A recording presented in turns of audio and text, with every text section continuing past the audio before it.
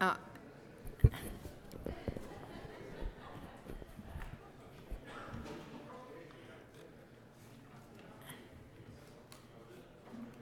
I want to thank everybody for coming, and if you'll close the door, then we'll get started.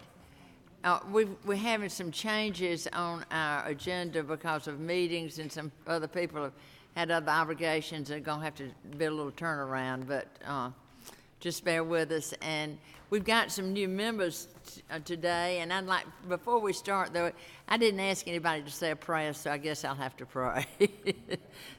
Let's everybody bow our heads.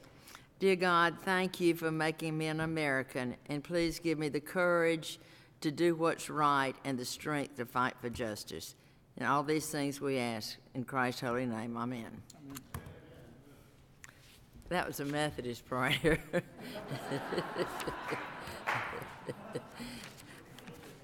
First of all, I want to welcome some new members, and we're going to put them to work right away.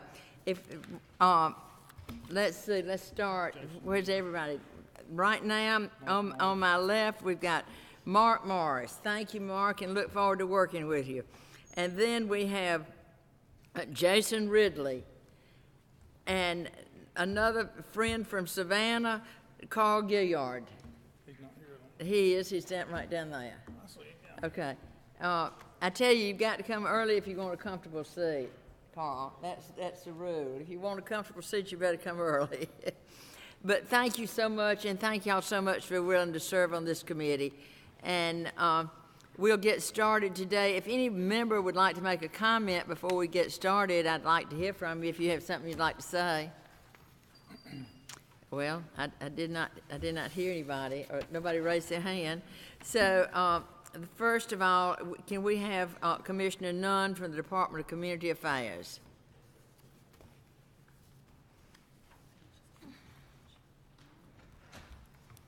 Good afternoon. Thank you, Madam Chair.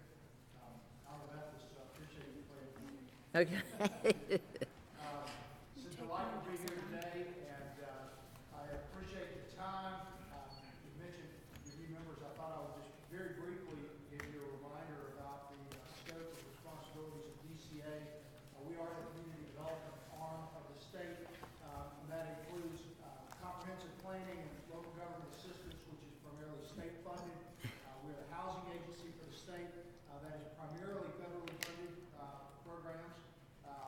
On the community development front, we administer a number of federal grant programs, such as the Community Development Block Grant, the Appalachian Regional Commission Program, as well as a number of state-funded activities such as downtown development, the Broadband Deployment Initiative, and others. And we are also championing with our colleagues at the Department of Economic Development the Federal Opportunity Zone program.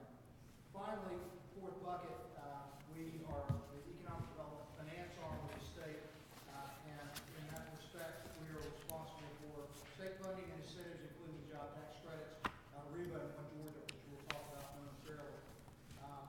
Working off of the tracking sheet that you provided, section 16, Department of Community Affairs, there are 4 items that we have in the amended budget. The first, item 16, that's point 3, point 1, is an enterprise adjustment related to the Department of Administrative Services. That's a common adjustment across agencies.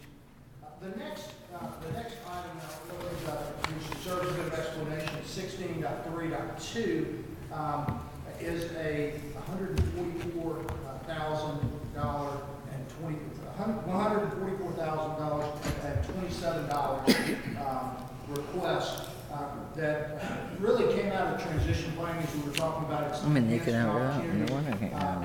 at the state. So DCA, among all of the programs that we administer 15 different grant and loan programs, which fund everything from infrastructure, which I sexual, into homelessness assistance.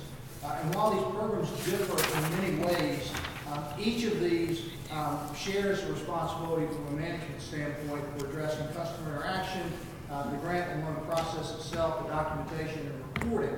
And currently the systems for these 4 functions are operated in silos across the organization. Some programs are making very effective use of current technology. while others are using outdated tools and systems that are in need of improvement.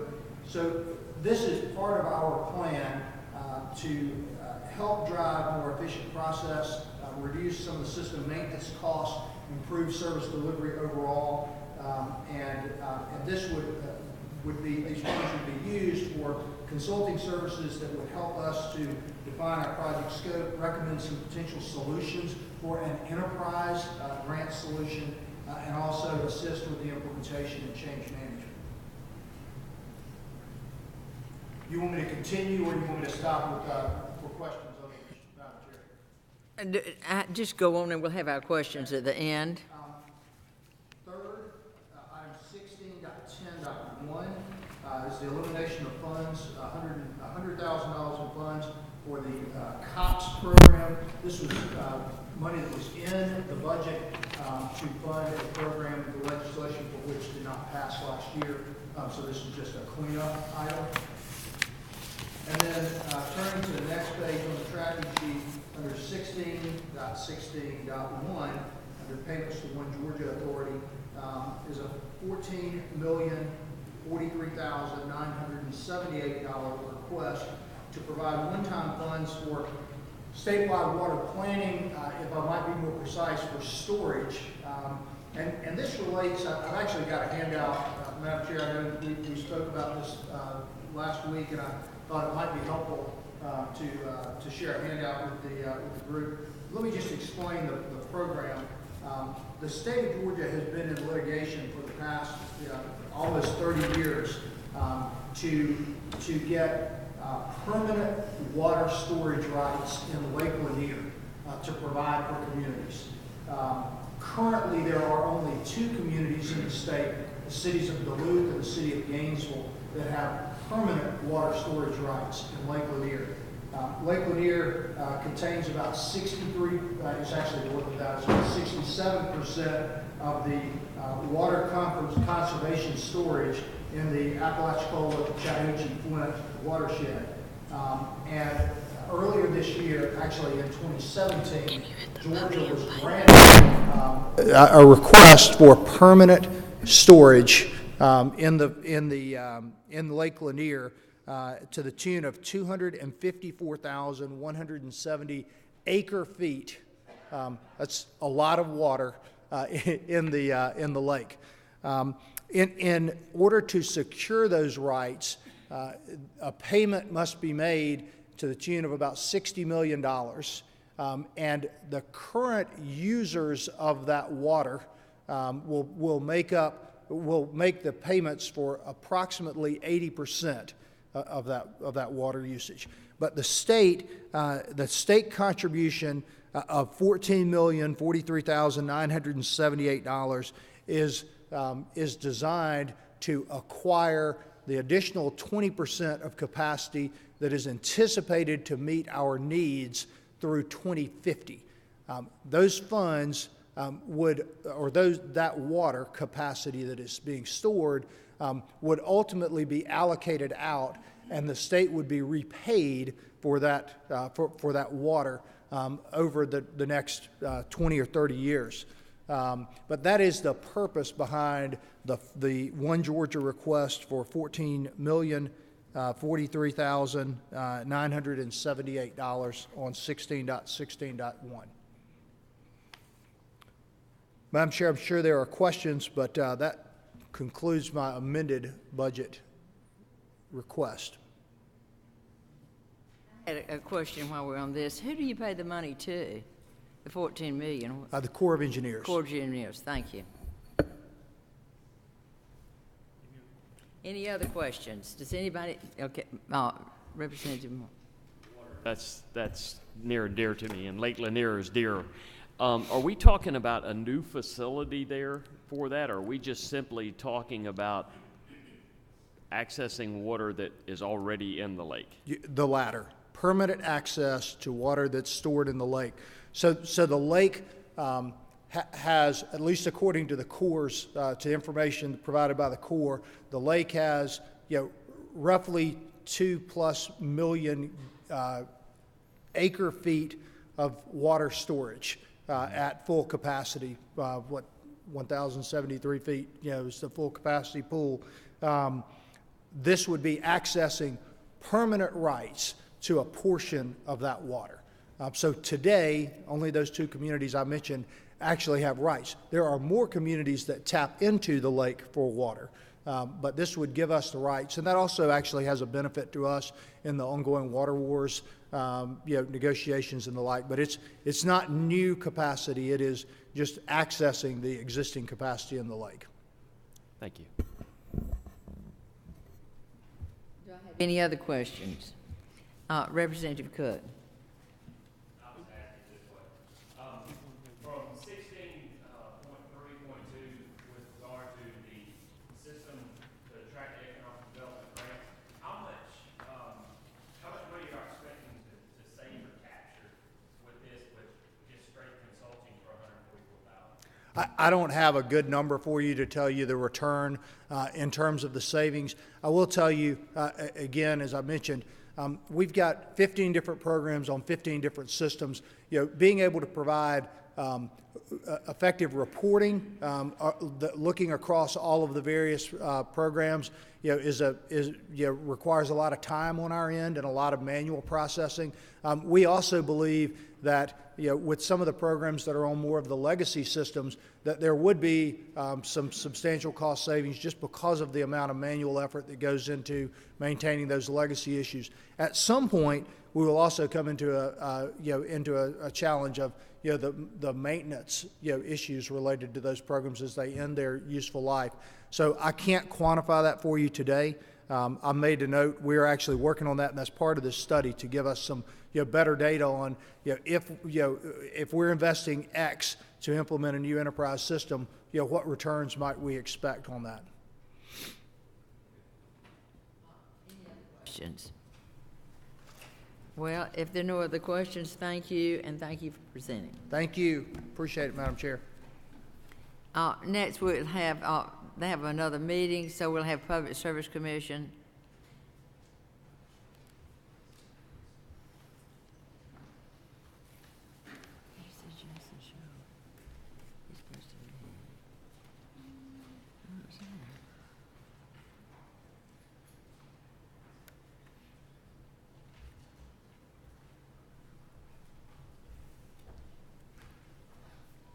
Thank you, Madam Chairman. Thank Members you. of the committee. I'm Bubba McDonald, Chairman of the Georgia Public Service Commission. Very comfortable in this room, Madam Chair. I had the privilege of spending 8 years right where you're sitting as Chairman of the House Appropriations Committee. Well, And I know the job that y'all have to do. It's not easy, especially when you have a little money. When you don't have money, it gets a lot easier because no is a good word. And in your opening remarks, you talked about the new people on your committee. Well, I've got a hand-me-down from the Georgia legislature that's on our commission now, Mr. Jason Shaw, and we're delighted to have Jason. I really wanted him to come up here and make the presentation today, but he said he'd wait till another year. A little interesting thing to bring up, if you recall, I was privileged to be elected to the legislature in 1970. My first year in the General Assembly was in 1971. Would anybody want to suggest what the state budget was for that year? It was less than $1.4 billion, 1971. And here we're at $27.5 billion. Great things for Georgia is happening. But I appreciate very much the governor's recommendations and the OPB's direction toward the budget of the Georgia Public Service Commission. We can certainly survive in that category. This time we appreciate the new $65,000 for an adjustment for retention. The only problem that we have is that we, in the last quarter of last year, 2018, we had what's called, I guess, the word that's going around nationally today is a crisis.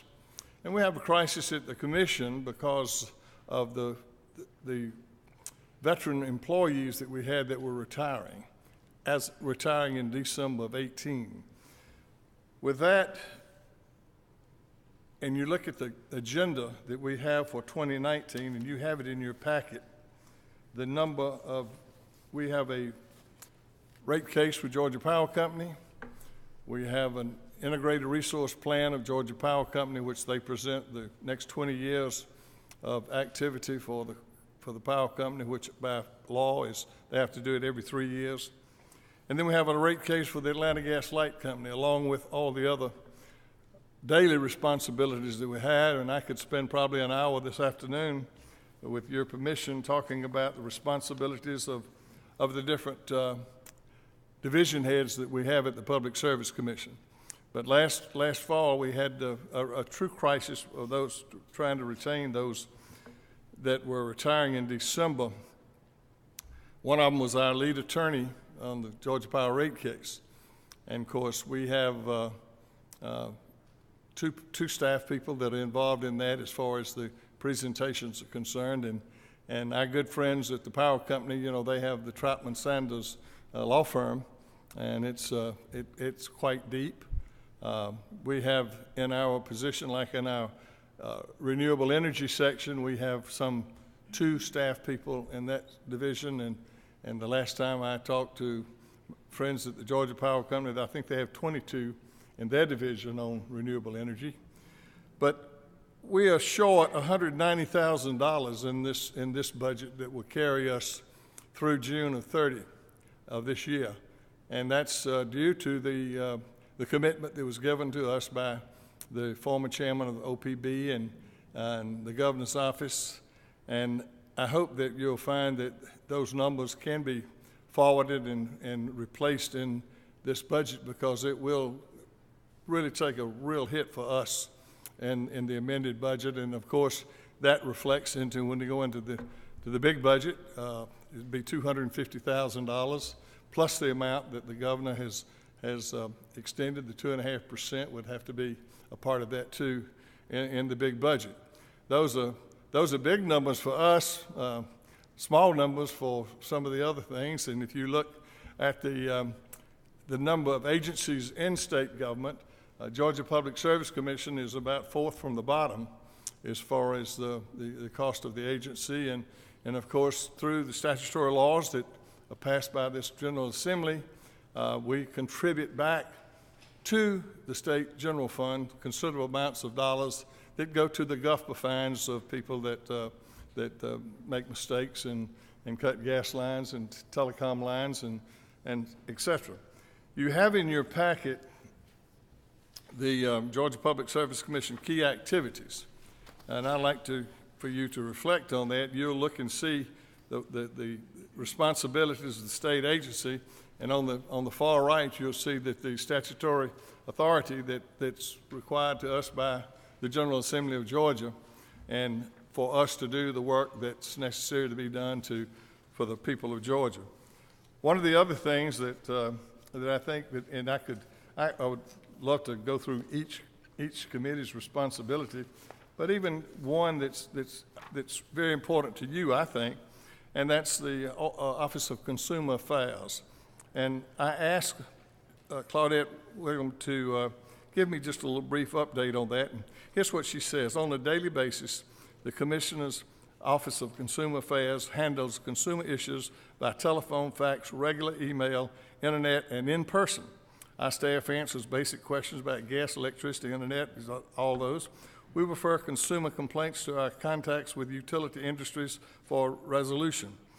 Staff members of the CRSQ, the complaint debate place to make sure that complaints have been resolved by the utility company and close out those comments once the resolution has been received. And of course, this goes back into every legislative district in the state of Georgia. That Office of Consumer Affairs receives all of those, and of course, many of those come right on up to the commissioner's offices.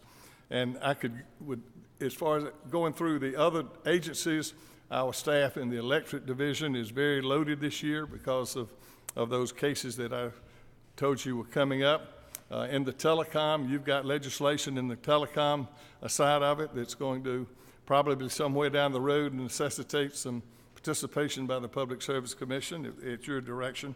But anyway, the basic need that we have is covering that, that amount of money that's a shortfall in the amended budget, and then, of course, carrying that forward into the big budget of 2020. It's $190,000 in the little budget, and then it'll be the $250,000 in the big budget. Question, could you just give us an update on Plant Vogel? Well, you know, I can carefully. You know, we're an expertise on that. And Plant Vogel is moving forward. It is, what we see now, the reports we get now, is the work performance is better than ever. There's been no suggested change in financing. There's been no suggested change in coming online dates. So just, Madam Chair, is that the commission moved last year to complete the project. And when you think about that, it's not just Georgia Power, it's Oglethorpe Power, which includes the EMCs, it's the municipalities, MEAG is a major partner in that, and then Dalton City has a small portion, 1.5% of Plant Vogel. But as we stand here today, the work process is moving quite forward. Thank you. Do I have any other questions? Anybody else? No questions. Thank you so much. Well, thank you, and we certainly would appreciate a favorable consideration for our small requests that we have. Thank you. And I'd like to say something else, too. We're so glad to have one of our own, Jason Shaw. They mentioned it to us. Would you like to tell us how you find things differently in the Public Service Commission than you did in the House of Representatives? Well, I mean, it is a little different on this side, listening to y'all, because I did have the pleasure of serving on your committee and learning a lot under your leadership. Oh, come on. And I'm learning a lot under the leadership of my fellow commissioners and our excellent staff. We do have a lot of critical needs this year. I've joked a little bit. I know why. Maybe that's why somebody else left, because it is a very busy year. Probably the busiest year in 20 years or so. But we're up to the challenge. We've got a great staff, and we've done some things internally to make sure that we're able to meet those demands. So anything y'all can do to help us, we would greatly appreciate it. But some things never change. Even when I was on your committee, I was still asking for money. I'm just asking for one small request. Well, thank you, and thank you for serving. I appreciate it. Thank you. Thank you.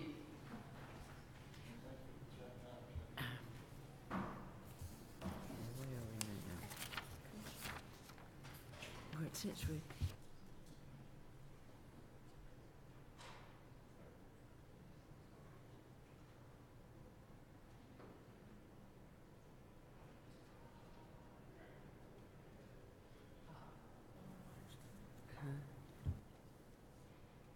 Commissioner Black.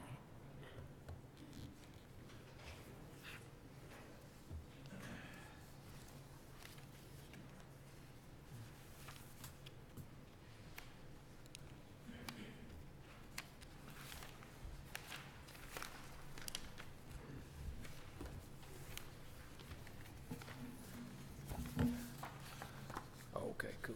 Thank you. Madam Chair, members of the committee, good afternoon. Thank you for the chance to have a visit today, and I'll call your attention on the tracking sheet.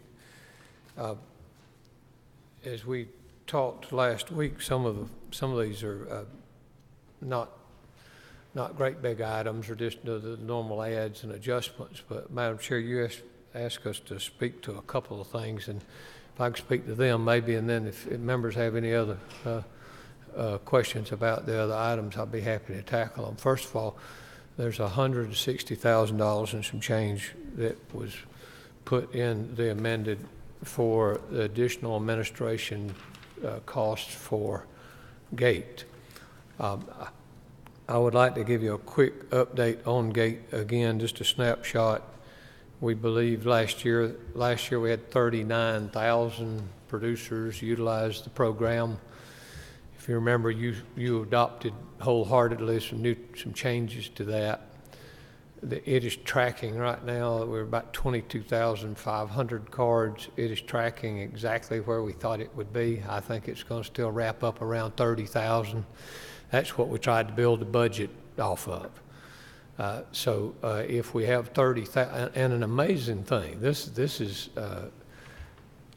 you remember we graduated the fee, so you raised it to 150, but we couldn't renew everybody at 150 because then it would be 2 more years before we'd ever get any money, and you can't tie the money up. So the way to do it was to phase it in a third, a third, a third. So a third of the renewals were invited to renew at $50, $100, $150. So this is a point we did not make the other day in full committee, is that we do need to realize we are about to raise $3 million, not $800,000. We've been raising $800,000. What we've been getting is you've been appropriating back about $750 to us. Then we have been sending $175,000 under MOU over to revenue for the audit function. Then $200,000 for the outreach officers, those part-time folks that work for us, and then the general administration of it. And so, but where I'm going is with the amended. So we took on all the responsibility, but this amended recommendation gives us the money to backfill what we've spent the past year. Now we actually asked for 285. And we got 160. Our team, and I'm glad our CFO is here, Jimmy Wilson. We would appreciate if we could get it to 215. That would be very helpful. But that includes postage and extra IT work and things just to get this program where it is today. But it is important that even if we add the 160 to the roughly 800, so let's just call it $1 million. We're about to we have just raised $2 million that we've not, it goes into the kitty, but I don't think it's accounted for in revenue estimate or anywhere else. And so, Madam Chair, that's one ask I wanted to ask y'all to consider too, if those funds could be drawn upon for their use. One of the things that was told in the law specifically says that gave us a lot more outreach, go educate, have materials. It seemed like the law actually said brochures, which is kind of out of that, but materials to promote and engage people so that we make sure that these things, and they want us to have regular publications. And I can't think of anything more regular than the Market Bulletin, and so we got to looking at that. And the Market Bulletin, it turned out that only of the 38,000 people 39,000 people had a gate card, only 8,000 of them actually took the Market Bulletin, which is, I thought that'd have been a whole lot higher, but okay, there's some people, that's a pond we can go fishing in. We ought to encourage those people to do it, but if we're going to have a cost for outreach, and if we have the money available through the revenue that the farmers are paying, is it possible that we could use some of that $2 million to fund a subscription for those farmers who've already paying? They're already paying to get but that could be their official organ that we could communicate gate information to them. I mean, you could have gate stuff every other week if we want to kind of try to pound that in. That's just an idea, and I know it's a little off the beaten path, but it's something that if members, or Madam Chair, if we could entertain that at another discussion, or people had questions, I wanted to plant that seed with you today. You also had questions with us with respect to the money that y'all gave us in the, I know this is a little budget today, but a little quick report on the investment that you made from rural development last week. And Morgan has some things we've provided, I think, to specific to the different, you gave us 4 positions. Those were basically a domestic Georgia Grown manager and an international brand manager. Those 2 folks have just done, we got them hired very quickly. They hit the ground running. We've already been in Indonesia, in South Korea, in South Africa, and our international brand manager has primarily a pecan trip planned for the first week of March to Taiwan. We've been engaging some good Indian business leaders here in Atlanta that are just about to return from India. We didn't send anybody there, but we sure sent them. We're doing lots of good things. Paul Thompson's doing an awesome job. Domestically, that domestic brand manager, what they are doing, what Sarah Cook is doing is she spent the last 6 months really determining where the priorities we should take Georgia, like Fancy Food Show, different produce shows, rather than us just go ahead and spending a bunch of money. And we've actually been sending her and maybe another person just to kind of research which ones we really need to be in. She has 13 more missions planned for the balance of this year. And my understanding is that we've already reserved 131 trade show booths that will be available for Georgia Grown companies to go. So that's going pretty good. And Sarah's a really hard worker and is doing very well there. But I guess where we are on the roughly $1 million that you gave us, the biggest outlier that has not yet been spent. It has taken us a long time to get the RFP together for all of the digital things the advertisement assistance that was a part of that package. That RFP's out and returned. We're sorting through the responses to it right now. But really the focus of that's going to be this spring anyway, because when we hit fresh fruits and vegetables, we've got co-op advertising, we have a wide range of things that are in that plan. And we do have one remaining position. We just have not found the right person. There needs to be a produce broker that can help Sam Watson penetrate some of the grocery stores that he's not yet in. And we've gone back to the well several times on that. We just simply haven't found the right person. But that's in the works right now. But hopefully, we believe the business plan is going to be solid to invest wisely the resources you gave us last year to a T. And I'll stop there. If any members have a question, I'd sure be. I've got one quick question. Yes, Can ma'am. you update us on the Georgia Development Authority's money that they were giving out? Yes, ma'am. Grants for farmers that suffered from Yes, ma'am. Michael. Yes, ma'am. And I know Director Williams is here, and he and I are partnering on part of that. But Madam Chair, let me emphasize again. Y'all don't. We said it the other day in the big meeting, and I want to, even if I'm repeating myself, but I want y'all to really latch on to this. The good thing that you did with the $55 million going to the Georgia Development Authority.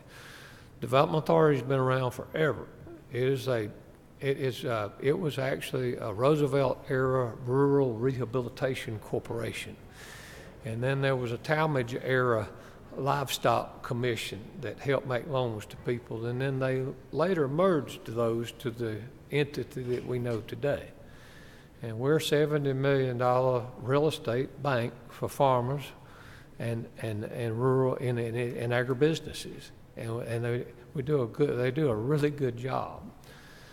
What you did is you invested in that, and so when that $55 million is paid back to the Development Authority, you will have invested in the next generation of farmers, because rather than being a $70 million bank, will be a $125 million bank. Don't lose that, because that was a good thing. That's not giving people money. That's giving people, we're going to have some low interest loan, but they're going to pay it back, and we're going to invest in the next generation. We are right now, 124 loans have been approved. 36 million of the 55 is in somewhere in process. They've been approved, and the packages are back to the landowners. We're waiting on that to move. We had another great meeting yesterday. There are a number of others that are in the pipeline, but I will tell you this, the pipeline, the ones that I know that are approaching the 55 million is about, I see the runway. I see where we're about to, we'll wind up with 180, 190 loans, and that probably will wrap up next Friday. But we have another 80 million in requests. Well, and if I said, I didn't mean to use the word giving if I said giving, because I know how much they've got to work to pay all back this money, Yes, and what ma'am. a hard job farmers do. Yeah. And Could I- how much more do you think we need to get the farmers back on their feet? Well, Madam Chair, this is what I recommend right now. I mean, the need is great. I suppose as long as we took applications, people would try to demonstrate a need. So it's a little hard. I don't know what our headroom is on that, but whatever you do, we will do well. If you did 10, if you did 20, or whatever you think you could afford, or if you could do, I don't know that. I don't know if you match it again, but I think that need is real. Now, it is important, and Director Williams may mention this in a moment, but the other 20 million is for the cleanup. Yes. And Director Williams, we got that fully in gear last Monday. Really, he had a lot of time spent on getting ready for the tax credit, and we spent most of our time on the loans. So we spent last couple weeks before y'all got here really putting a bow on the cleanup money. But where it is, it will be, we're taking application, we basically have an open sign-up period right now. Then the Forestry Commission professionals will be working with the landowners to approve an application. And once that application is approved, we have not told them what the cap is. We're just asking everybody to demonstrate what you need. Once we have the sign-up periods, when? The 4th, or 4 more weeks? Okay, so the sign-up period, then we'll see what the requests are and determine what we can set as a cap. Is the cap 5,000? Is the cap 10,000? How do we make the money go as far as we can and help as many people? But we have agreed on an 80-20 cost share, so that they have to have a little, demonstrate the skin in the game. And then we'll put the 80% up, and they have to document that, whether they're going to do the work or if they've already done the work. And Director Williams's team and professionals will certify that. When they certify the application, it's sent to the Development Authority, and then all we are is the banker. We write the check. Well, I appreciate the job you've done, and if you haven't seen the devastation that Michael caused, if you just still can ride down to South Georgia and see terrible, terrible devastation, and lots of cleanup still left to be done. Yes, ma'am. Thank you, and let's see if we have any other questions. I think we wanted to hear some questions about the poultry lab. Yes, do you ma'am. want to do that now? Yes, ma'am, I'm happy to, and I know our team is here, and we've had some interesting discoveries the last day or two. Thank you, and Would you like for them to come up and run through? Yes, uh-huh. Okay, very good.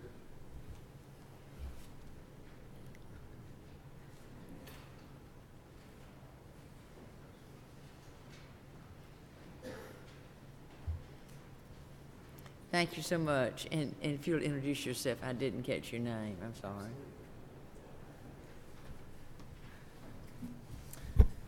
Madam Chair, members of the committee, I'm John Groves, and I'm the Director of Facilities and Operations at the Georgia Poultry Laboratory. And I'd like to thank you for the opportunity to share some of the information that we found out and shed some light on some of the issues that we're having. Thank you. Imagine this is too advanced my slides. I'm going to talk a little bit about what GPL is first. We are a poultry testing facility ran by the Georgia Poultry Improvement Association and have been around since 1935. Our main job is to test flocks and allow poultry movements and exports in the state and out of the state, as well as out of the country. In 2009, there was an appropriation made for $13.6 million, and in 2014, we finally got to move into our new facility. We have some pretty special and unique features at our laboratory. It's absolutely beautiful, and if you haven't been there, I'd recommend you come and get a tour. We have a state-of-the-art robotics laboratory that help us facilitate 1.3 million tests per year, which is absolutely amazing. We also have a biosafety level 3 suite, and biosafety level 2 protects our employees from microorganisms. As to where our biosafety level 3 suite, it protects the poultry industry from microorganisms that we could potentially be working with. Some of the problems that we've identified recently is an overall hypernegativity, meaning the building is extremely negative pressure-wise, and it has to do with air balances, okay? As I said, the BSL-3 is to contain microorganisms, and we cannot do that if we have things like busted seals and busted primary containment, okay, which is what we had.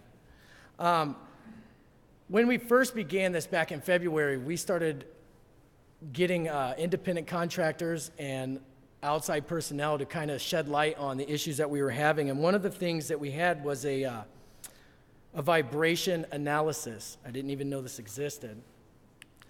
And the vibration analysis, let me see if I can play this. Is this connected to a laptop? Can I see it? If you guys could direct your attention right here, you will actually get to see, this is our BSL-3, our biosecurity level 3 laboratory right here, and this is the roof. And if you watch this grid in this area right here, you will actually physically see the pulsating, which deteriorated our seals over time.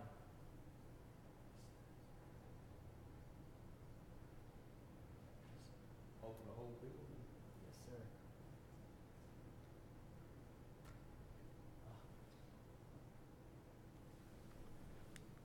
Let me see if I can get this to work, or I'll move on very fast. Okay, I can't get it to work. I will send this to you guys in an email or have it sent to you. One of the things that our independent experts concluded is that our frequency was likened to that of helicopter turbulence and is a low frequency, and it resonates at 16.5 hertz, okay? Upon receipt of this report, they said that it was detrimental to the health of our employees and would cause things like nausea and discomfort in the intestines. So we immediately pulled our employees out of the facility or that particular suite. That particular suite also represents about 19% of our laboratory testing space. Upon further investigation, we found out what was causing it was air balances, like I said, and also the 24 tons worth of equipment that sat on top of the BSL suite. Okay, as you can see in the slide here. This is all of our exhaust, which is tied to our HVAC, which causes the negative pressure, okay? We also found open curbs, which is a fancy word meaning where our exhaust fan, sits on top of the roof, are completely open and exposed to the elements, allowing moisture to migrate into the facility. Some other problems that we've been experiencing, and I only learned this term recently, is value engineering. And value engineering is where the contractor and the client are able to eliminate things due to budget constraints, okay? And if you look, it's caused several things. One of the things in the MVSL, which is our regulations in how to build and operate a BSL-3, is stainless steel ductworking. And if you look here, this is galvanized ductworking, and this is stainless steel. But the great thing about it is where they connect, they use duct tape and mastic, okay? So we actually never had a seal inside of our BSL. Other things here, if you look here in this area right here, these ducts, they're completely open, which would have prevented us from doing a gaseous decontamination and actually rid ourselves of the microorganisms HPAI if we were responding to an event. Other things that were concluded in this is that we have no systems redundancy, meaning if I lost a motor driver, air handler, or an exhaust fan, we were dead in the water and would consider that a catastrophic event for us internally. Another thing, as I've already touched on, was major air balances. Your typical surgical suite is about 20 to 24 air exchanges an hour. Okay, your house may be 6 to 8, depending. I have places in our laboratory that are 44 air exchanges an hour, which is absurd. Another thing that was concluded was an absolute lack of vapor barrier where our walls meet our ceiling, where perpendicular meets horizontal. That, again, is allowing moisture to migrate into the facility and eventually deteriorate our seal, okay?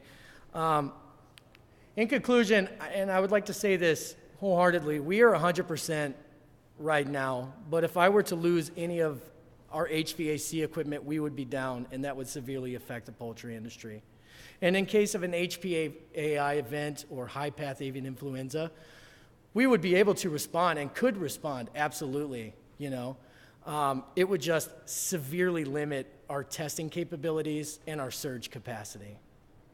So that's all I have for you guys, if you would have any questions for me. Sure, we probably have some questions. Yeah, you go ahead. Thank you, sir. And sometimes I don't hear well or see well, but I can see you. Now, when you say moisture in the building, now we're not talking about rain, we're talking about condensation from the... Yes, sir, I'm talking about condensation. Okay. Absolutely. Now this, if we looked on this, I'd done from Google Earth, Sure. and I noticed all those. So this right here is the lab, the green part? Absolutely. Okay. And if you guys look at that printout right there, all of the equipment that is causing the issues is physically on top of the BSL suite. Is this a membrane roof like? Yes, sir. You know what I'm trying to say? It is. It is membrane roof, it's like eighth-inch not rubber, membrane but roof. like some type of poly. Correct. Okay, so Commissioner Black spoke of pressure. Maybe we blew out some seals, or is that from too much positive pressure in the room? No. Or is that? Generally, our laboratory is a negative pressure. Yeah. And the seals, it took over time for them to deteriorate, you know, because of the pulsating and the condensation issues. Yeah, but what's causing the pulsating? Let's start there real quick. What's causing our pulsating are physically this right here. Okay, is this a structure from a span, like a too much span with that much weight on it? Why? You know, my question, I guess, is they knew what the span was, they knew what these fans did. So, is this a design flaw, an installation flaw, or do you know all of the above? Or yes. Yes, sir. Okay, but Yes. yeah. So the seals that were ruptured, so you want a negative pressure so you're not blowing something out that shouldn't go out there. Absolutely. So we had too much negative pressure? At one point, we had too much negative pressure, and it came down to a life safety issue, which we had that corrected. And when we first blew out our seals, the fire alarm would go off, Yeah. and it would knock out all of our supply, except those fans would still run, Yeah. thinking that there were microorganisms inside, and it sucked in our windows. So this roof could be leaking The roof at is many leaking. of those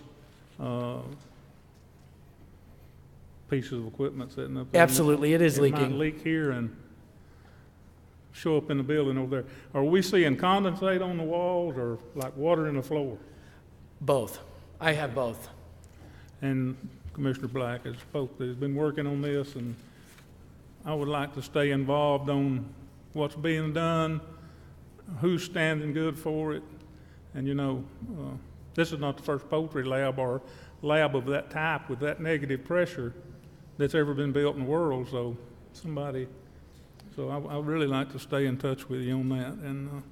And when I looked at and having a 750,000 foot building, when you have that much on the roof, and we'd have to insert dye to even find out where we think it'd be dripping over here, but it'd be leaking 200 yards the other way. Well, I want to really stay involved in this, and I thank you for your time. Thank you.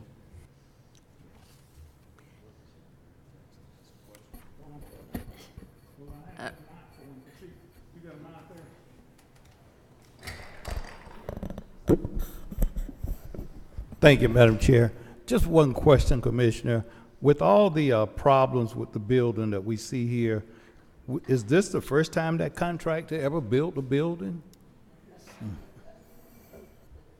sir, because the contractor was Manhattan Contractor. They're a very large firm.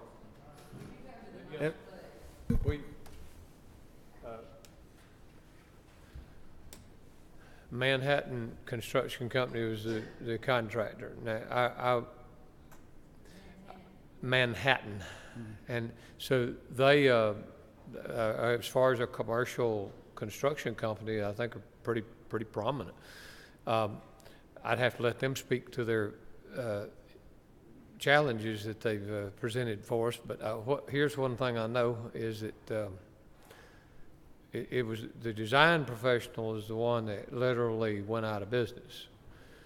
It is the construction company that simply left the state. And so since our meeting last week, they have reappeared and have had discussions, I believe yesterday with GSFIC, which I'm thankful for. I spoke to the GSFIC folks on Monday, and they told me of a meeting, I believe yesterday morning. I don't have a report from that meeting yet, but all of a sudden there's been a renewed interest in our building since our meeting last week, which I'm grateful for, and I hope it'll help us get to a quicker resolution. And maybe they'd like to. I'm glad somebody's finally taking some responsibility. Good. It seems, but I will report to every one of you as we go along. Thank you. Representative Morris. Okay, kind of continuing on that theme. So we have galvanized pipes Correct. attached to aluminum pipes, and we duct tape them for a ventilation system. Yes, sir. This is that picture right here. This right here is our pass-through and how we would actually physically pass through media and things to grow whatever it is that we're testing inside our suite. And right here is stainless steel. This area where your 3-inch meets the 6-inch pipe is duct taped together and mastic. I actually was able to penetrate it using a pocket knife. Okay. So here's the $49 question. We have a problem now. How are we going to mitigate these risks moving forward in the future? Because we're spending our taxpayer dollars on these things. And it seems like if they were really qualified to do the work that they performed, that we would not have had this sort of product, I guess, turned out in that direction. So I guess moving forward, how are we going to make sure these same sort of things don't appear elsewhere? What we did internally was we went and looked for the best, and I looked for the people with the most stellar what am I trying to say here? The most recommended people across the board, okay? And we went and we found an architecture firm and mechanical engineers that do all of the work for the CDC. They revived the ARC down in Athens.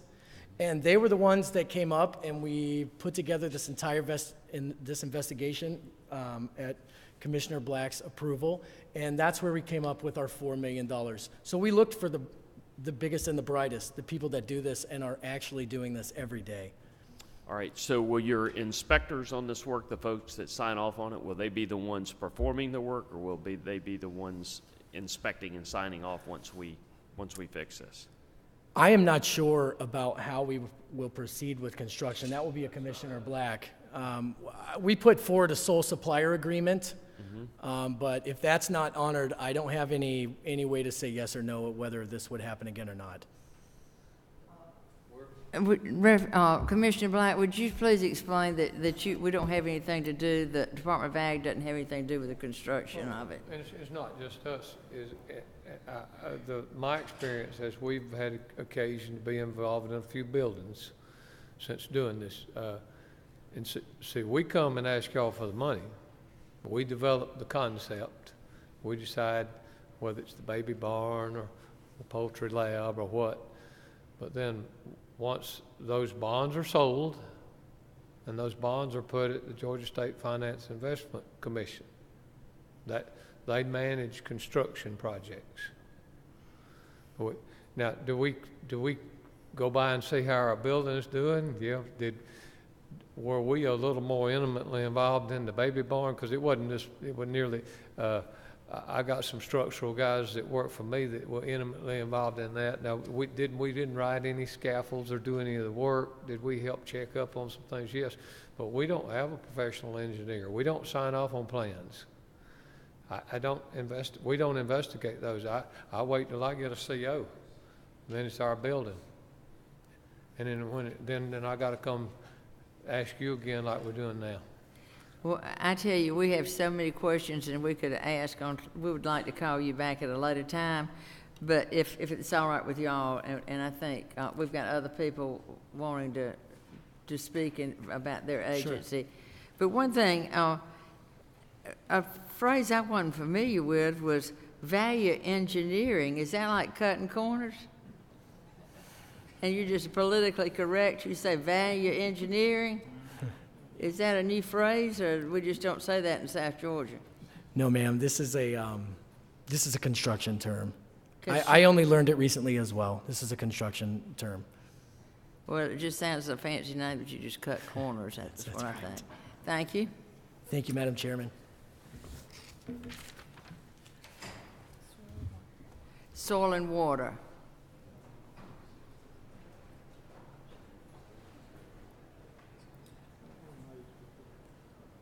I'm gonna put y'all on the committee for you three men right here.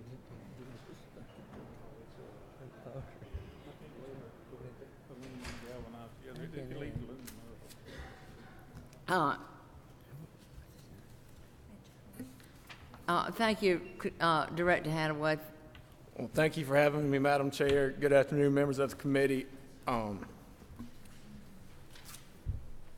look forward to working with you through this session. I'll keep this part brief. I will like to take the opportunity to update and educate on a couple of the programs that Soil and Water does. In our urban program department, that's where we review erosion and sediment control plans. Any development over an acre throughout the state has to go through that process. We're heavily involved in that and proud to say that we play a small role in Georgia being the best state to do business in 6 years running. We also run an education program. 9,500 people went through that program last year. Through the 13-year lifespan of the program, we're reaching 100,000 and expect to hit that mark by the end of this fiscal year. So what we're doing is not only having these plans and making sure that on paper these developers are following proper procedures to protect our natural resources, but we're providing education requirements that when they see that paper, they know how to put it in place. In our rural waters, in that department, we oversee 357 watershed dams throughout the state with our partners in RCS, and I'd like to report with that program, we are #1 in the state, or #1 in the nation for dam development plans, and that's thanks to y'all continuing bond funding through that. So in the watershed dam department throughout the nation, Georgia leads in upcoming plan developments. And I have some more interesting news to talk about in the big budget, but in effort of time, I'll hold off of that and report back to that later. All right. We've got a few questions. Go ahead. Okay. All right. We gave money last budget for 4 vehicles. Have you purchased those vehicles yet? Yes, ma'am. Yes, ma'am. They have been up and in the fleet don't hold me to this, but September, I would like to say, is when they came on board. And if you need if you would like a definite date, I can. All right, and also, can you update us on the technology fund that we added last session? The technology fund, was you referring to the 37,000 for emails? Yes. For staff emails and emails that are district supervisors on the local level. Yes, ma'am. I can. The staff that's in the office loves the access that we have. It's been a great benefit that way. Through the supervisors, Madam Chair, to be honest with you, it's hit or miss, and we're pulling. In some areas, we have great response. In other areas, it's pulling teeth to get them to use this. Still headed in the right direction, I feel. It's just a little bit slower than what I'd hoped to see. Okay. And getting them on board. All right. Any other questions? Representative Ridley. Good afternoon. Explain to me on 13.8.2, explain to me what that is. Because we didn't move y'all over to the EPD, did we? No, sir. No, sir. That was at Senate Bill 451 last year that moved a program, the Ag Metering, Watering Program, from us to EPD. Okay. We are not moved. It's just one program. Okay, that's what I was thinking. Any other questions? Thank you. Thank you. Who's next?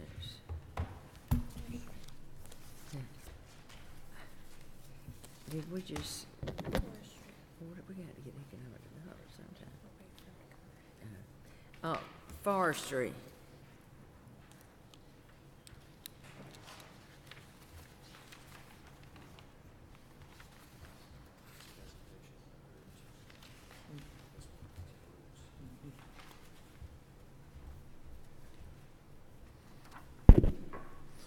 Madam Chair, members of the committee, thank you. Chuck Williams, Director and State Forester, Georgia Forestry Commission. It's a pleasure and a privilege to be in front of you today to speak briefly about the amended budget. I believe I may be the last agency standing between you and going home possibly this afternoon. We're going to have to go back to economic development. I didn't realize that Commissioner Wilson had a meeting, and so we bumped them down, and so we put them back last now. So they'll be the ones under pressure and not me to get you out of here, is what it sounds like. So, Madam Chair, thank you. I'm working off of a tracking sheet here, and I hope you've got the same one. We're under section 26 of what I'm looking at, and really nothing earth-shaking in the amended budget. Really three line items for DOAS under the self-insurance programs totaling $14,000 and change, and really I don't have anything to add to that. That is what it is. When we come back, Madam Chair, for the discussion of the big budget, we will share with you in more detail sort of what's going on and a little more about our core mission for any members of your subcommittee that may be new to the committee. I will just remind all the committee members that we're responsible for the management and protection of Georgia's forest, and 2/3 of Georgia is forested. Some 24 million acres is forest land in Georgia, about a $36 billion direct economic impact. And again, we will get a little more into that. Just by the numbers, we're at head count around 535 employees. The agency peaked out back before the Great Recession at around 1,000. We've got around 110 office locations around the state, 312 bulldozers at last count, 20 aircraft, and again, that is sort of what we do. Just to touch on what Commissioner Black touched on as far as hurricane, Madam Chair, from what came out of the special session, really as it relates to forestry, and we really do appreciate, and the landowners around the state really appreciate the support that the state stepped up with. As I shared with you during special session, in Georgia, Hurricane Michael damaged around 2.4 million acres of timberland, around $800 million in damage. And to equate that to something we can all understand, it put about 1.5 million log truck loads of wood on the ground in just a few hours in the state of Georgia. And we were proud.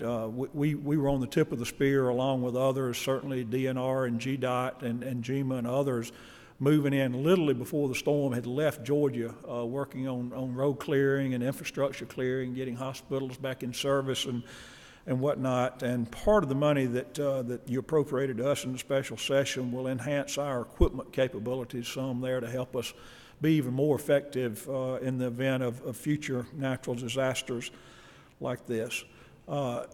Commissioner Black alluded to the debris management program, the forest debris management program. That was the $20 million that was allocated. As he indicated, we are taking applications now for that program. As of yesterday, we had received 124 applications, totaling requests of around $8 million, 30,000 acres, and about 25% of that is pecan request, and 75% of it is timber request. You will recall that pecans and even fruit trees such as peaches and whatnot were deemed to be eligible under that program for debris cleanup. And we've been working closely with Commissioner Black and his team in trying to ensure that there's balance there and that both pecans and timber are taken care of. Our focus on timber is forest health and wildfire. With that 1.5 million log trucks of wood on the ground, it immediately creates a forest health, particularly an insect and disease issue for landowners. And as that material dries out, depending on weather conditions, it could certainly elevate wildfire danger. So that really is where we're working with landowners to try to mitigate those. Another program that the commissioner mentioned was the tax credit program. That was the $200 million tax credit program that would basically create disaster payments for landowners. The Department of Revenue is in the lead on that program. We and Department of Agriculture have been working with Commissioner Riley and her team on that. That one has not yet rolled out, and that's not an issue. I think Commissioner Riley is looking to roll that program out as far as applications around the 1st of March, because it is predicated on the taxpayer first filing a casualty loss claim on their federal income tax return. That gets them a place in line for this Georgia program. So since we're just getting into tax season, I know that's a significant program. I think any of us would agree that $200 million in tax credits is a significant investment of taxpayer dollars. And that program needs to be well designed before it's rolled out, and it's obvious that Commissioner Riley and her team are focused on that, and we'll share more with you about that as that program comes online. I'll just wrap up with this, Madam Chair. Back in the last quarter of the calendar year, Governor Deal's team at the time asked us, and I'm assuming all state agencies, basically for a transition document that could be shared with the new administration that really outlined who is your agency, what do you do, and in particular, what are the challenges that you face? And as we were giving that thought, we came up with 3 significant challenges that I'll share with you, that at least a couple of them tie directly into the appropriations and the budget process. The first was staffing and retention, and Madam Chair, you and I have had numerous conversations about that. About 60% of our foresters, the 4-year graduate degree foresters who assist landowners, about 60% of that group and about 40% of our rangers, the men and women that man the bulldozers and fight the fires, have less than 3 years tenure with the Georgia Forestry Commission. We are fighting turnover issues and whatnot, and when we start talking about the big budget, the governor's proposal does include some relief there for forest rangers, but that's an issue that I know is not unique to us. I know other agencies are fighting the same thing about attracting and retaining quality employees, but my focus is the Forestry Commission, and for us, we're running a great training program for heavy equipment operators and CDL licensed truck drivers, and we're having trouble holding on to them. So we appreciate your interest in our issues there and support. The next challenge that we identified, Madam Chair, is one that sometimes raises some eyebrows in the big picture when I share it with people. But again, as I said, we've got over 300 bulldozers, and each bulldozer has a transport or a truck to move it. the legislature and the governor have been good to us in recent years, helping us upgrade that equipment. Now over half of our bulldozers have environmental cabs on them, so we're upgrading that fleet. But along with that comes the challenges of technology. With cabs come air conditioners. With air conditioners come maintenance and upkeep problems in a pretty rough environment when you're fighting forest fires to keep that equipment going. The new emissions technologies, the Tier 4 emissions that I know agriculture is dealing with. We're dealing with some performance issues on brand new, very expensive equipment where we're working with the manufacturers to try to figure out, are there computer upgrades that can be applied to some of this equipment to make it perform like the old equipment, if you will, as far as performance. And that's just the world we all live in. But I think big picture, the question that raises for us more so than the short term is, what does that mean for the long-term life cycle of this equipment? We have historically run a 20-year replacement cycle on dozers and transports, and we think that when you start looking at the maintenance and upkeep cost of this equipment as it gets age on it, that may change that dynamic some, and we're going to be closely monitoring that so we can be communicating with you as that equipment moves through its life cycle about what we're seeing there and what's going on. The last challenge that we shared with the governor's team to share with incoming governors as it relates to our agency, Madam Chair, is a little bit bigger picture, warm and fuzzy, and that's really the changing demographics of the state of Georgia, the growing population, the fact that growing population on one hand is good for forestry. It means more demand for forest products, whether it's lumber to build houses or paper products or whatnot, but it also means that a lot of the population really doesn't understand the dynamics of forestry and the role that those 2/3 of Georgia's acres play, not only from an economic standpoint, but an environmental and ecological and a quality of life standpoint. So we realize that's going to be a challenge for us and our friends at the Georgia Forestry Association and everybody in the forestry and natural resources world to make sure that all of our new neighbors that are coming into the state understand what's important in that and why that is important. So with that, Madam Chair, I will stand for any questions that the subcommittee may have. Thank you. Do I have any questions? Okay. Thank you, Mr. Commissioner. You answered one of my questions I was sitting here thinking about. I want to make a statement, and I want to touch on the question. I guess at 68 years old, they say you can't teach an old dog new tricks, but I'm very much of a small government guy, and this hurricane thing, I went down and just took a little look at some of those. It's really, truly unbelievable. Something that was very eye-opening to me was the fact of we're kind of rural up in northwest Georgia, but never crossed anybody's mind that a tax digest of the entire county, the percentage it could be in timber. And I'm a very emotional person, and to think about those counties that their whole digest was wiped out and could have been for 20, 30 years. And this replanting thing and this tax credit and everything was a tremendous idea. And whether you had anything to do with it or not, it was a good idea, and it was money well spent, and we might not have ever got those trees planted back. What are you talking, at least 25 years? Yeah, and to that point, Representative, the tax credit program definitely says that in order to qualify and receive that tax credit, the landowner has to replant, and the legislative intent was very clear to us coming out of the special session why that was, the economic impact and whatnot on those communities. The thing that was eye-opening to me, and you can tell me about this, where some land might have been assessed at $1,800 after the hurricane, it was minus $600 because of the work that would have to be done to it, or? Well, I will say this. Technically, if you look at Georgia's tax code and the way that counties are supposed to assess and value timberland property, a number of years ago there was a constitutional amendment, I think it was maybe Amendment 3, that basically said that counties are supposed to separate the value of standing timber right. from the dirt, if you will, and on an annual basis only assess and tax the dirt.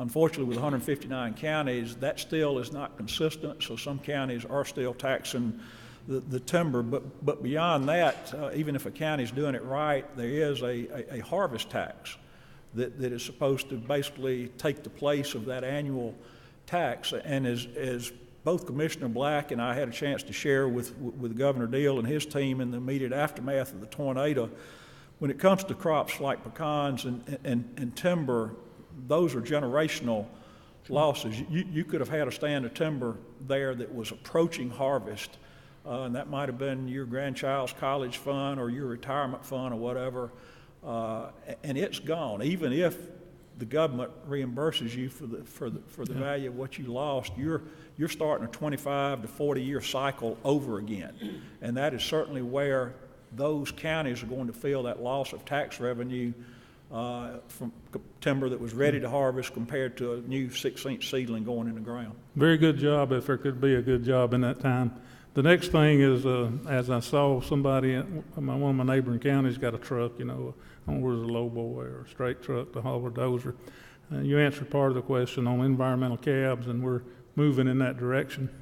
Do we feel good about our transportation as far as mobility of our, we're getting the truck on the truck end of it, transportation end, or are we getting where we can transport a couple hundred miles, or if we had got in a push? Or That's certainly something that gets a lot of attention for us. A big part of that is the safety of both our employees and the motoring public. And what we've seen, Representative, is that as we replace dozers, even though they may be the same series, in 20 years they've gotten bigger, they've gotten heavier, so it is requiring us to pay very close attention to our transports, the GVW ratings, the things that allow you to safely transport that equipment. And that's one reason why in our big budget request, when we get to looking at it, you will see that we're very heavy on transports for the coming budget because, again, we feel a strong obligation to everyone that's impacted by that to have safe equipment on the highways. Representative Morris. Thank you, Madam Chairman. We talked a lot about trees, and I was wondering if you could just share with us as briefly as you can. Once we get all these trees cleaned up, I would just imagine that there are trucks down there going to the sawmills, and the sawmills are just working day and night. Are we going to see the sawmill industry just stop for a generation?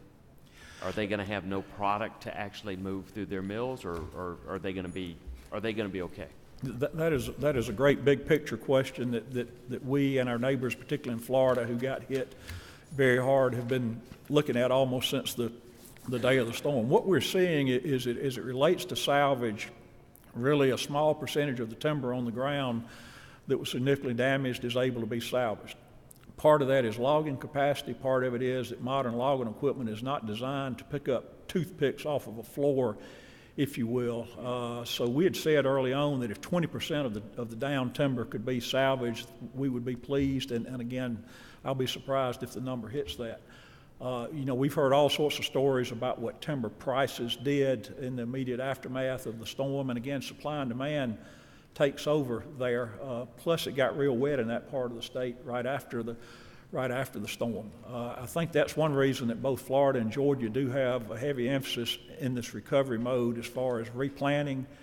The wood basket is still viable, and one of the things that in deep southwest Georgia, where the damage was the heaviest, our timber belt there is more tied to agriculture. It's not like southeast Georgia where you have tens of thousands of acres of unbroken timberland. It's more the farmer's center pivot corners or his back 50 field that wasn't productive enough for peanuts. Not to diminish those losses, because in a lot of cases that timber was that farmer's safety net. That was how he shored up his annual production loan at the local community bank to be able to plant cotton and peanuts and corn and soybeans. So there's some issues there, but we feel good. We're watching that, but we feel good about the overall wood basket and the availability to still supply those mills into the foreseeable future if people will replant and reforest coming out of this hurricane. Any other questions? Commissioner, I think one thing that about your turnover that I wish you could change. That a lot of people don't realize that these rangers are on duty 24 hours a day, 7 days a week. And I think if anybody had to be on call 24 hours, 7 days a week, they might have a little turnover. That, Madam Chair, and I appreciate you recognizing that, yes, because, our offices are not staffed 24/7, but we're on call. So there always has to be someone at that local county unit that's within a 15-minute drive time from there, wherever they are, whether they're at home or at a ball game or the grocery store, to get to that unit. We don't pay anything for being on call. Those employees only get paid if they actually respond, but yet they can't go to the lake for the weekend or go out of town to the kids' ball game, and that is a challenge. We hear that in exit interviews all the time. You just have to stay within 15 miles of your place of work. That is correct. That is correct.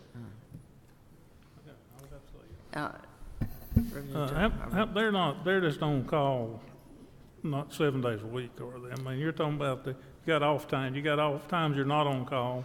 Well, yes, it depends on the staffing level of the county unit. If you have a county unit that only has a chief ranger and 2 rangers, one of those 2 rangers is going to be on call at any moment of the day or night or the weekend. Bigger units that maybe have 4 rangers, it spreads it out a little bit, and that's part of our challenge is managing that. It depends on how big your unit is. Correct. But we do hear a lot of complaints about that, and we do too. I can imagine if the wives do complain. Thank you, and thank you for the job you do. Any other questions? Thank you. Thank you, Madam Chair. Is the commissioner back? Oh, well, please come up, please. And I'm real sorry that I didn't realize he had a meeting, and next time y'all just let us know and we'll make arrangements.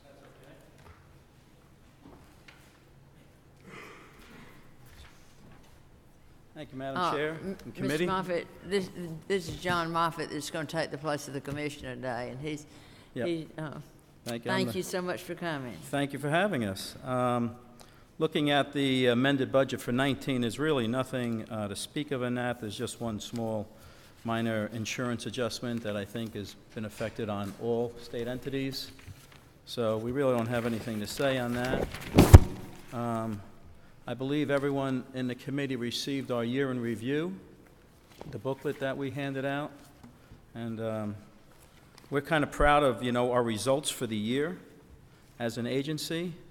We had some great numbers. The governor's office and the legislature has been great partners with us over the years. If you open up this book and you look at the map that we have, you can see that the number of divisions that we have, numerous divisions in the department, we've touched every area of the state.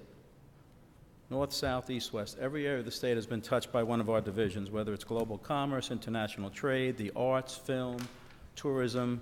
So we're very proud of that, as well as a little thing, we've been recognized as the #1 state in which to do business 6 years in a row. So we'll keep throwing that out there because it's a nice thing to be saying. There's really not much else to say. It's been good years for us. We've been really going along strong. I hear people talking about personnel issues and things like that. We come across that just like any other department.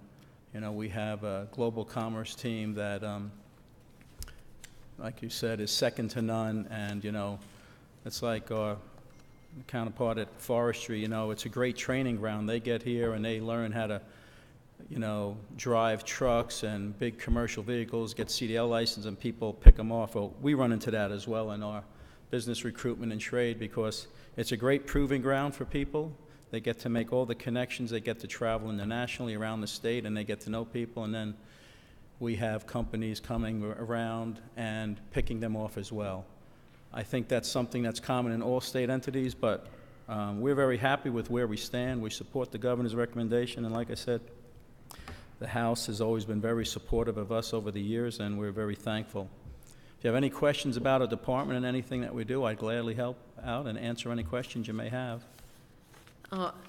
Does anybody have any questions?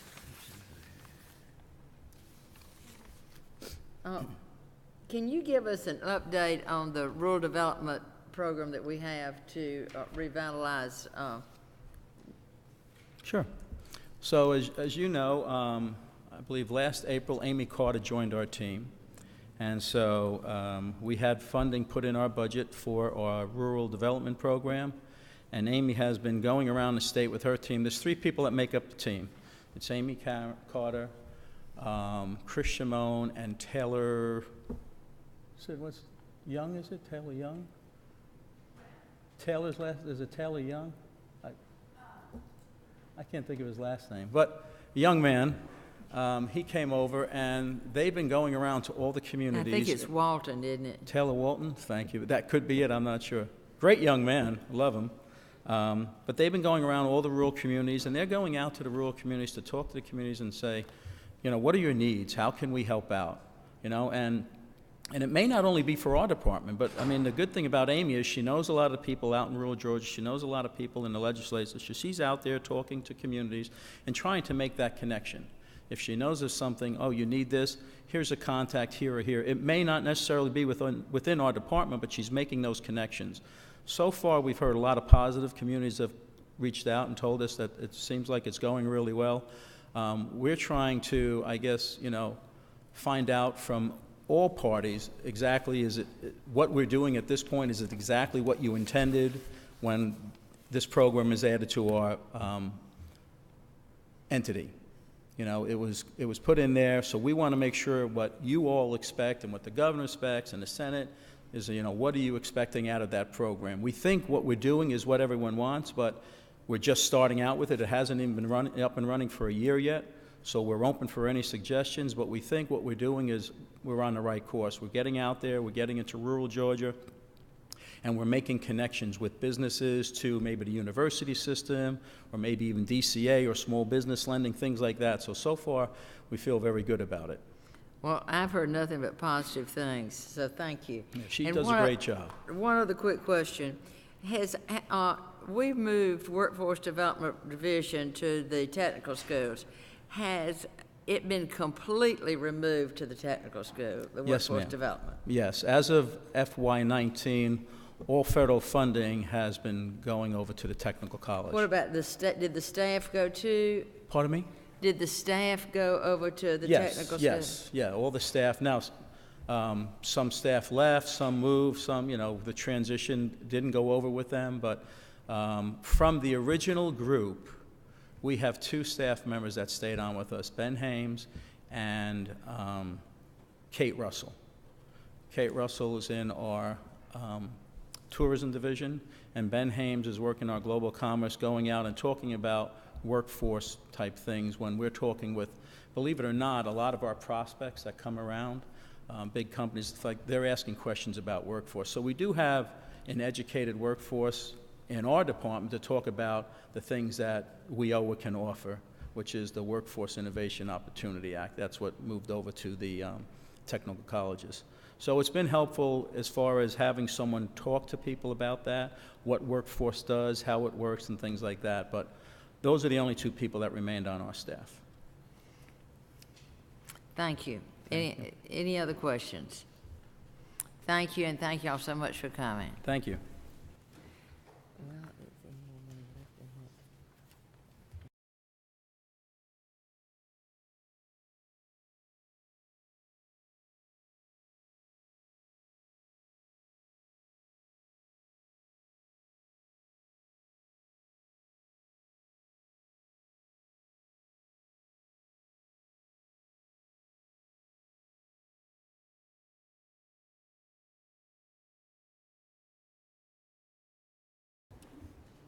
The meeting is adjourned.